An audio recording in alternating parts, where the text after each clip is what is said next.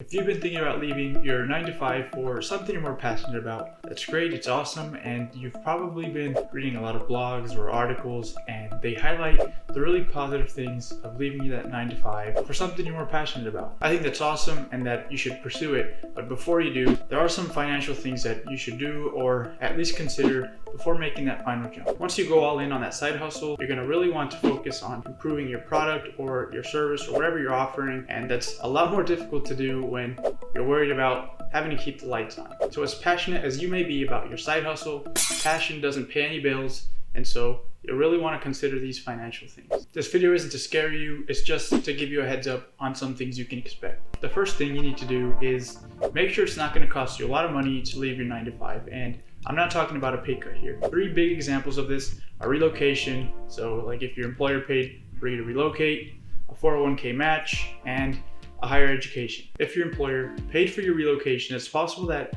you have to be at the company for a minimum amount of time, maybe like 2 years, before you can leave, otherwise you'll have to pay it back. Same thing with a 401k match. Your employer may match a certain percentage of your contribution to your 401k retirement account, but you may not be vested or fully vested until a certain time. And being vested basically means that their contributions are now yours and you own them. If you're not vested and you leave before you are, part or all of their contributions can be taken away from you. This is different for every company. It could be something like you're partially vested after like 6 months and it decreases from there, or it can be like an all or nothing thing where you're either not vested or you're fully vested after like 3 years or something. If your employer paid for you to go back to school, it's possible that you have to be at the company for a minimum amount of time after you got the degree, or else you'll have to pay that money back. You'll probably have to talk to your HR rep if you don't know this information, and even if you do, it can still be a good idea to talk to them about it because there can be legal and financial consequences for you. The second thing to do is to realize that you'll be leaving more than just the salary. If you had benefits with your company, you'll be leaving those too.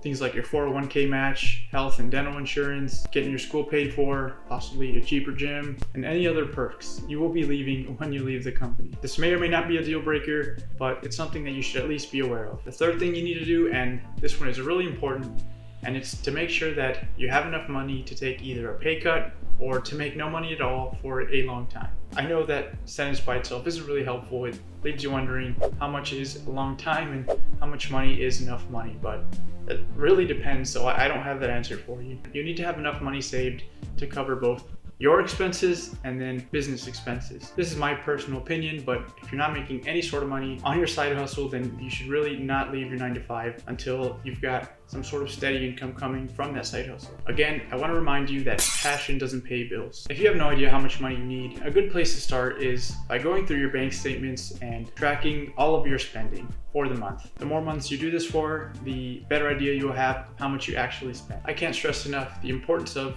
really knowing where your money is going and being smart with your money, especially if you're going to leave that 9 to 5, because you will no longer be getting that steady paycheck every 2 weeks or however often you get paid. It's something that you really need to consider, and I'll give you a personal example. I started this YouTube channel with absolutely no experience related to it 10 months ago, and I haven't made a single penny since I've started. I actually lose money every single month, but because I have my 9 to 5, I can afford that. I used to not be good with my money, I used to be terrible at it, and I can tell you from experience that life is so much better when you know you've got money saved for emergencies and for things that come up. You'll need to be good with your money, and if you're not good at things like budgeting, tracking your spending, saving money, things like that, make sure you check out my other videos.